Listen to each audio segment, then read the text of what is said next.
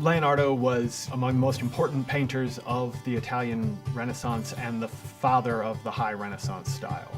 Leonardo da Vinci was born on April 15, 1452, in Vinci, Italy. By age 14, he was apprenticing under the famous artist Verrocchio.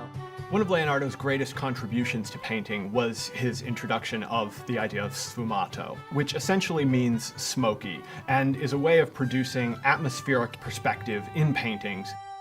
Da Vinci became a master artist in the Guild of St. Luke at age 20, and in 1482 moved to Milan and began taking commissions from wealthy patrons.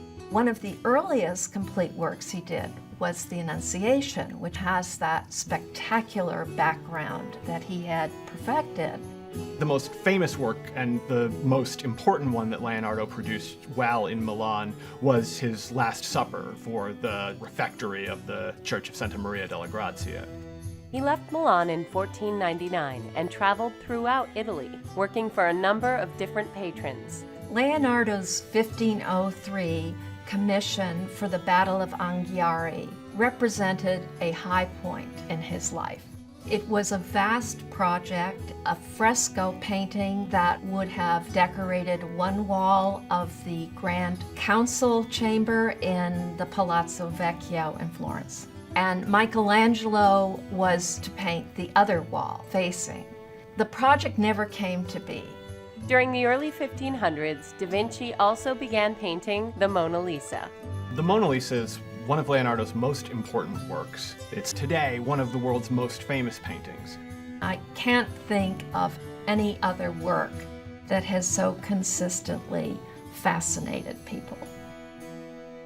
Leonardo da Vinci was a true Renaissance man. He's well known as a great artist, but in fact, he also made great contributions to foundations of science.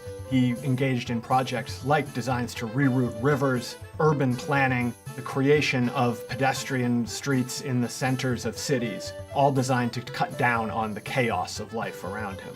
Leonardo went to Rome to work for Pope Leo X in 1513, and he stayed about 3 years. While there, he practiced dissections and laid the foundations for the study of human anatomy. He spent his final years in the employ of the King of France, producing works for him as well as for other members of the French nobility. Leonardo da Vinci died on May 2, 1519, in Ambrose, France. Such was his stature that it was said he died in the arms of the French king. Leonardo is deservedly one of history's most famous painters. As the founder of the High Renaissance style, as one of the greatest naturalists who ever lived, he's someone who we continue to admire today.